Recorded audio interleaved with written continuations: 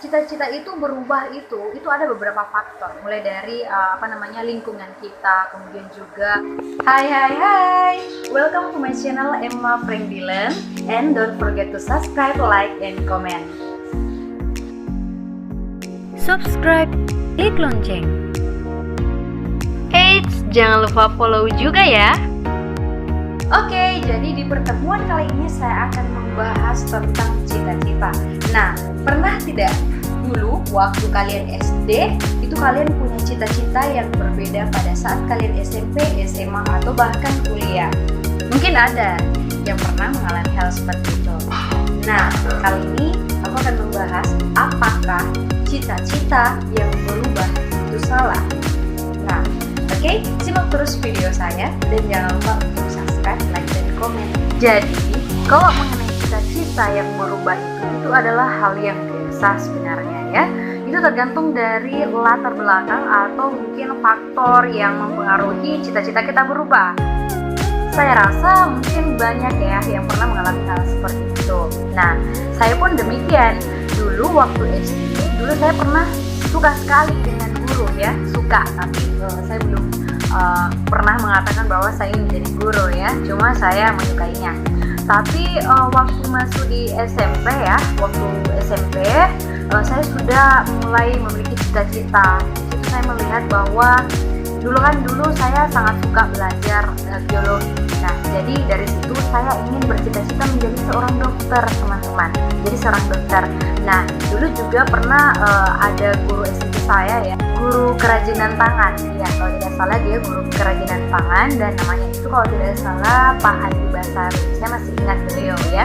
Dulu itu Pak Andi Basaru waktu saya masuk di kantor dia pernah bilang bahwa budi-budinya kamu itu seperti seorang dokter. Nah, dari situ saya semakin ingin menjadi seorang dokter, apalagi kalau dokter itu kan identik dengan baju putih ya. Jadi kayak saya suka banget gitu lah melihat seorang dokter. Terus juga dulu kalau nonton itu kalau ada pemeran dokter itu saya suka sekali dan rasanya saya benar-benar ingin menjadi seorang dokter. Tapi waktu masuk SMA dulu saya kemudian cita-citanya berubah gitu. Saya ingin menjadi seorang ahli kimia gitu. Karena dulu di SMA saya sangat suka pelajaran kimia. Bahkan itu dulu saya gemar sekali itu yang namanya percobaan seperti itu. Bahkan kalau misalnya kita disuruh percobaan itu ya, mungkin teman-teman yang lain mungkin pada pakai gelas-gelas plastik, bekas minuman-minuman yang kayak ale-ale, teh gelas. Mereka mungkin karena santai cuma pakai itu. Tapi kalau aku punya alat khusus untuk percobaan, teman-teman. Karena waktu SMA dulu sering ada percobaan seperti asam basa seperti itu ya. Jadi saya suka sekali, bahkan saking sukanya itu bahan-bahan kue ibu saya itu kan ada yang kayak berbentuk botol terus bening, itu saya tumpahin semuanya, saya pindahin tempatnya. Nah, tempatnya itu yang bening itu saya ambil, saya kumpulin, terus saya tulis di sini asam namanya kan. Kalau disuruh percobaan itu kan harus ada wadah ya, harus ada alat percobaan. Nah, kalau teman-teman yang biasa santai buat gelas-gelas plastik doang, terus itu yang mereka pakai. Kalau aku enggak, aku punya alat khusus, aku taruh di dalam kontainer bulat, terus di dalamnya itu ada yang berbentuk bening, terus ada juga semua itu dari bahan tempat bahan-bahan kue dan gelasnya ibu saya. Saking saya sukanya yang namanya kimia gitu. Bahkan di kamar saya itu lengkap, ada sistem periodik unsur, terus juga foto-foto percobaan di dalam. Pokoknya saya tertarik sekali. Di situ saya ingin bercita-cita menjadi seorang pakar kimia, ahli kimia gitu loh. Nah, terus beda lagi waktu masuk kuliah dulu karena saya mendaftar jurusan kimia ya di salah satu universitas negeri. Saya tidak lulus, saya kecewa sekali gitu loh. Nah, kemudian saya memutuskan untuk mendaftar di UNISMU, ikut teman saya. UNISMU itu adalah sekolah tinggi atau Universitas Muhammadiyah atau swasta ya. Nah, tapi di situ kan tidak ada jurusan kimia. Jadi pada saat itu kan saya juga ada ketertarikan sedikit lah tentang sastra bahasa. Makanya saya masuknya di jurusan Pendidikan Bahasa dan Sastra Indonesia. Nah, dari situ saya mulai gemar yang namanya sastra gitu. saya namanya sastra, karya sastra. Makanya pada saat itu saya mulai suka membuat puisi, mulai suka membuat cerpen, bahkan membuat novel gitu loh. Bahkan saya sering mengirim karya-karya saya itu di berbagai media gitu.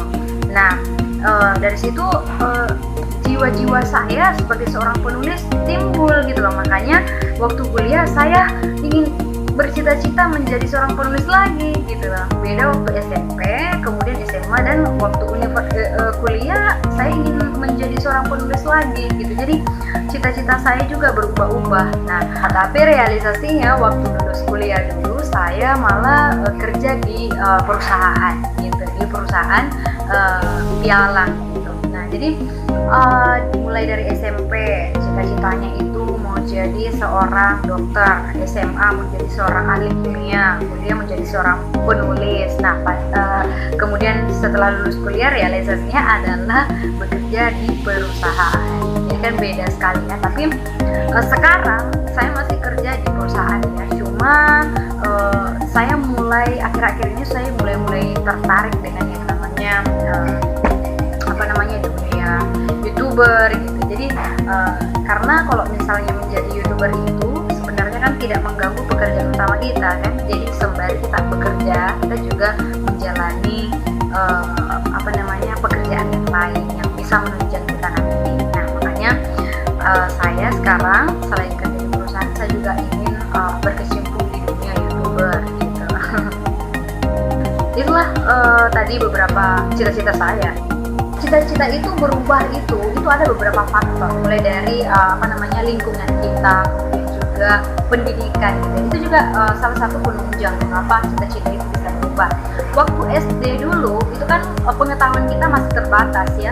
Kita cuma tahu pekerjaan atau profesi tertentu, contoh misalnya guru atau dokter yang sering kita dapati saja. Tidak bisa kita pungkiri bahwa pendidikan itu atau pengetahuan itu adalah salah satu faktor terbesar kenapa biasanya cita-cita kita berubah, atau mungkin karena faktor lingkungan juga ya. Sebenarnya kadang kalau misalnya sebagian besar orang itu kan kalau misalnya berteman dengan orang tertentu, nah contoh misalnya kita berteman dengan seorang dokter misalnya, nah kita mulai tertarik dengan dunia kedokteran, jadi kita merasa bahwa kita juga ingin menjadi seorang dokter, kan ada yang seperti itu ya. Jadi itu adalah faktor lingkungan. Kemudian juga kalau faktor pengetahuan ya atau pendidikan itu kan juga berpengaruh ya, karena dulu waktu SD kan pengetahuan terbatas, kita cuma tahu adanya profesi-profesi tertentu. Tapi setelah bertambah pengetahuannya, masuk universitas, kita mulai mengenal berbagai profesi. Contoh misalnya profesi dosen atau seorang penulis atau banyak lagi ya pekerjaan yang lain. Nah, jadi kita kembali ke topik awal, apakah cita-cita yang berubah itu salah?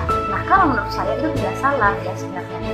Yang penting apa yang kita inginkan itu betul-betul kita capai gitu. Jangan karena kemarin saya bercita-cita menjadi seorang dokter tapi saya gagal, jangan menyerah sampai di situ gitu loh. Bisa jadi itu adalah kehendak dari Tuhan. Misalnya Tuhan mungkin belum memberikan kamu rezeki di bidang itu, bisa jadi ada rezeki lain yang Tuhan rencanakan buat kamu gitu. Jadi jangan berhenti menginginkan sesuatu, kejar sesuatu itu sampai kamu mendapatkan yang itulah tadi beberapa ulasan tentang apakah cita-cita yang berubah itu salah ya. Jadi kalian sudah tahu jawabannya ya, itu kalau versi dari saya. Nah, jangan lupa untuk terus subscribe, like, and comment video saya, dan jangan lupa untuk tetap menonton video saya yang selanjutnya. Oke, sampai jumpa.